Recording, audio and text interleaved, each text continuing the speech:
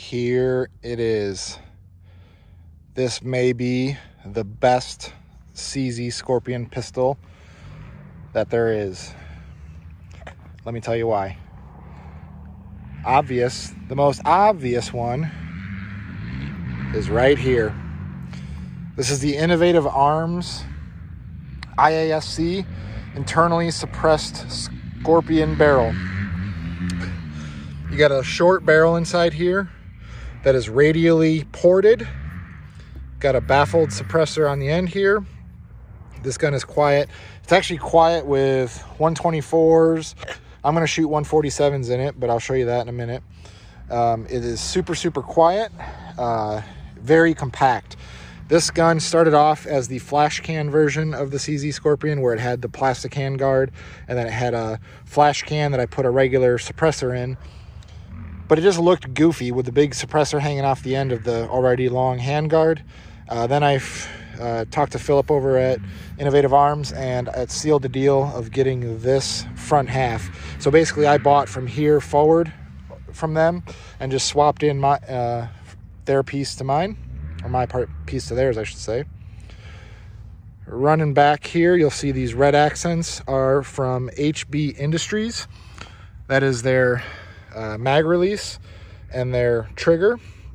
It is a forward trigger, and it has the internally here, there's their spring kit, and then you also can see their AK style safety lever.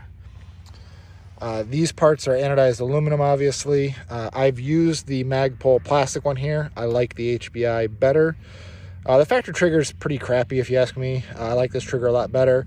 I use HBI triggers in all my other CZ pistols, so it made sense to go with them here on the Scorpion.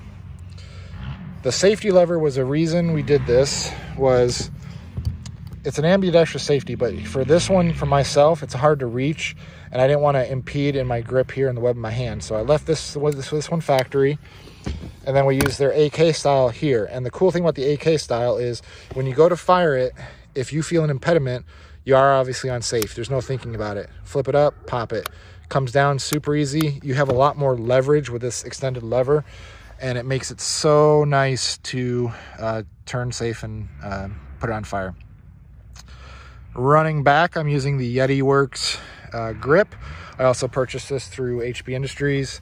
I love this grip. I've played with the Magpul, I've played with the Apex, and I own all three of them. This is the one I run. Has interchangeable back straps, storage in the grip. Can't go wrong with that trigger, or I'm sorry, that grip. Back here, SB Tactical killed it again with their pistol brace, and you know, it folds. It's stiff, rigid, feels great. This gun is amazing. Front and rear sights are the factory CZ irons. They're actually really good irons, so I left them on. I'm not a huge fan of irons on an optic gun, but I figured why not. And then on this gun, I am using the Holosun 503 GU Elite. This is their green circle dot reticle optic with the buttons instead of the rheostat. I like it a lot. I prefer the red, actually, now playing with the greens and the reds, but the green is just fine as well. The last thing I added here was the HB Industries plastic extended charging handle.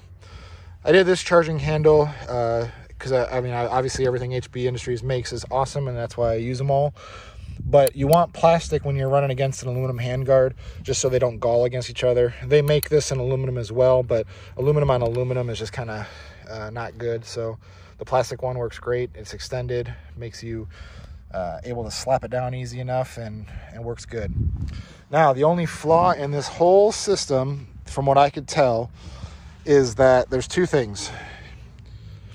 With this suppressor being right so close to the end here, you can see how tight it fits. You can't use these first two M-LOK slots for anything, which is okay. That's not necessarily a bad thing. But with it being so close, it does transfer the heat to the aluminum pretty darn quick. That's why you can see I'm using these M-LOK covers from Magpul to try to isolate some of the heat. So you have two options in my mind. Because as you fire this, it warms up pretty darn quick. You can deal with it just with this plastic as isolation, you can grip it from the magwell, which is what most people do.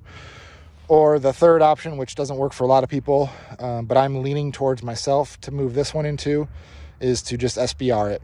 So I think the plan for this gun, and after a while, is to get, I think it's area 3 or something like that. I'll put a link in the notes here. They make an adapter to put a B&T plastic stock on it, which I like that look a lot. You can go with the factory CZ stock too. It's very comfortable. But I like the look of that B&T one better. And then they make a vertical foregrip here that has a plastic barrier so your hand wouldn't come all the way up here to touch it. It would be bumped down just a little bit. And that should isolate the heat and make it just more fun to shoot.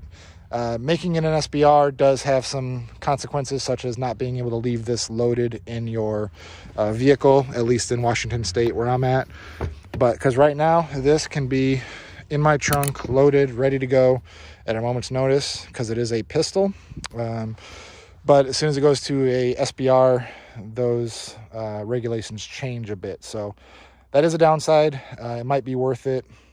But as it stands right now, this is probably the ultimate CZ PDW pistol. I think it's just fantastic, and I can't wait to show you it shooting.